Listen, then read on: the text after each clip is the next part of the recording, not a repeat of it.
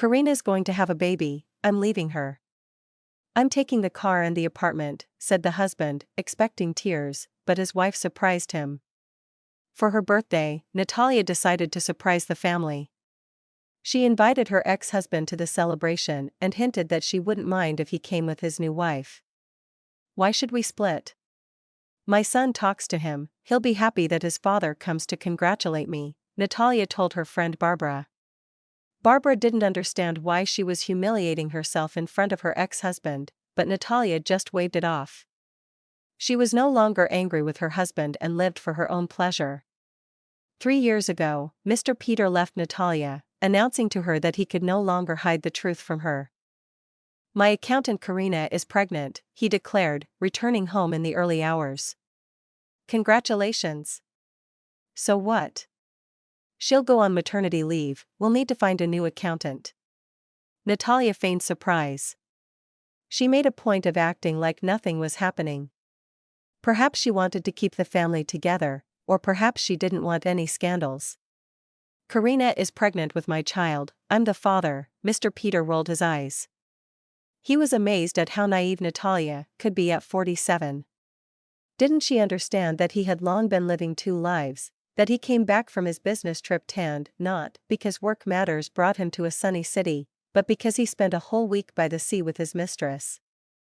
No matter how he hid from the sun, even under an umbrella, he still managed to get sunburned. So, is it a divorce? Natalia asked quietly. Looks like it, yeah. They divorced, without scandals. Although Mr. Peter said right away, Alexander is already grown up, I provided for him in every way. But Karina and I, as young parents, really need money. So sorry, Natalia, but I'm taking the car and the apartment. You have your own apartment. Evict the tenant and live there. Natalia was very offended by these words, but she was an independent woman and earned very well. Renting out the apartment was not her only source of income, and she lost nothing by returning to the house where she grew up. Her son reacted somewhat reservedly to his parents' divorce. He even took his father's side. Apparently, male solidarity worked. Alexander was earning quite well himself, was independent of his parents, and had been married for several years. Natalia suspected he was cheating. His wife took it philosophically. It was important to her that Peter supported her and their child, and besides, Peter managed to cheat in a way that no one found out. His attention and affection were enough for everyone. Everyone was satisfied. We men can't be with just one woman. It's our nature, Mom, so don't be mad at Dad, Natalia shrugged and resigned herself. She did some renovations and began to live as she hadn't while married. She did what she wanted, joined a fitness club, updated her wardrobe, had several cosmetic procedures done, and even got a breast lift. Her friends didn't recognize her at her birthday party. Wow, Natalia, you're something else. Your husband left, but you're not grieving, you're blossoming.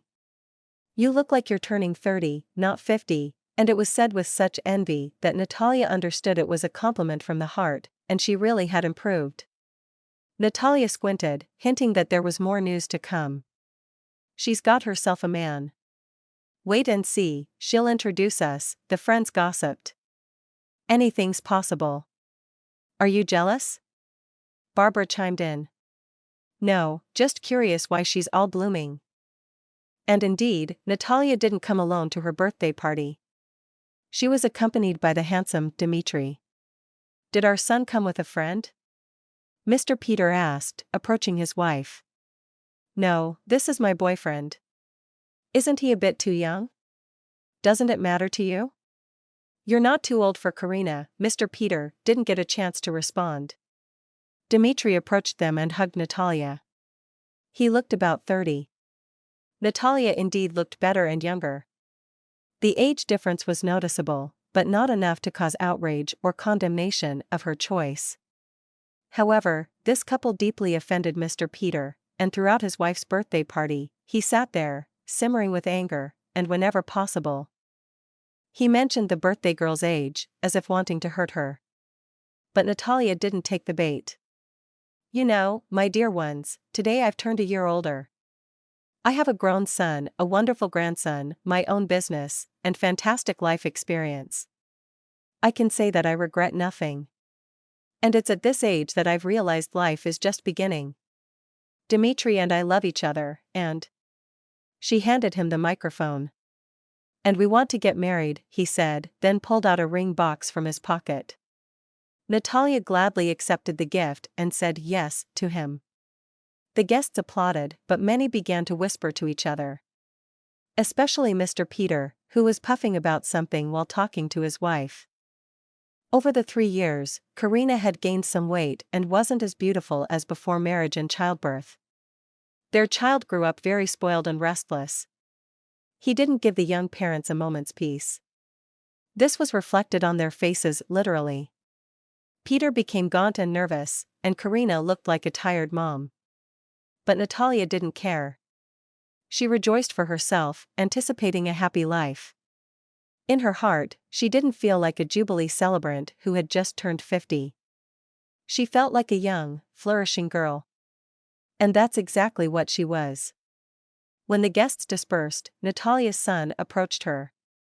Before that, he had been whispering with his father for a long time and wasn't very pleased with his mother's announcement.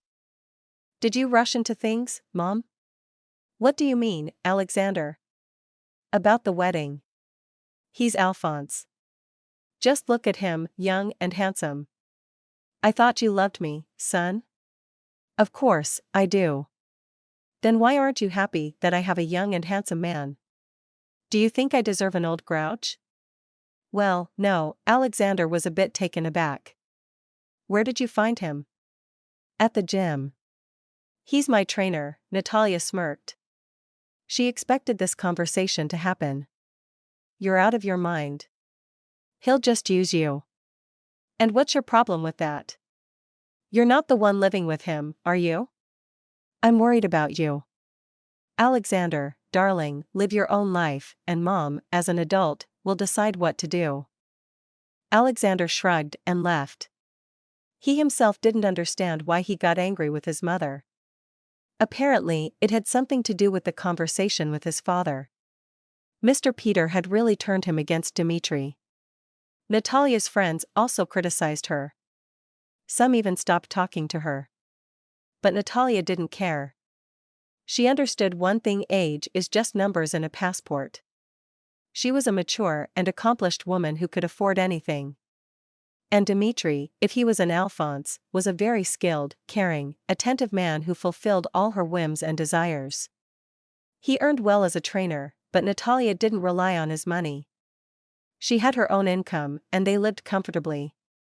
They traveled a lot, dined in restaurants, and did whatever they wanted. Natalia didn't find this shameful, but just in case, she signed a prenuptial agreement with her husband before the wedding. Dimitri got an experienced, beautiful, and wealthy wife, freeing himself from the need to work hard and support a young woman. He had no goal of having children or building a dazzling career. This life suited him just fine. And Natalia got a young, handsome, and pleasant Dimitri. Everyone was happy, except Mr. Peter, who constantly harbored resentment towards his ex-wife, unable to accept that she had the right to personal happiness after their divorce.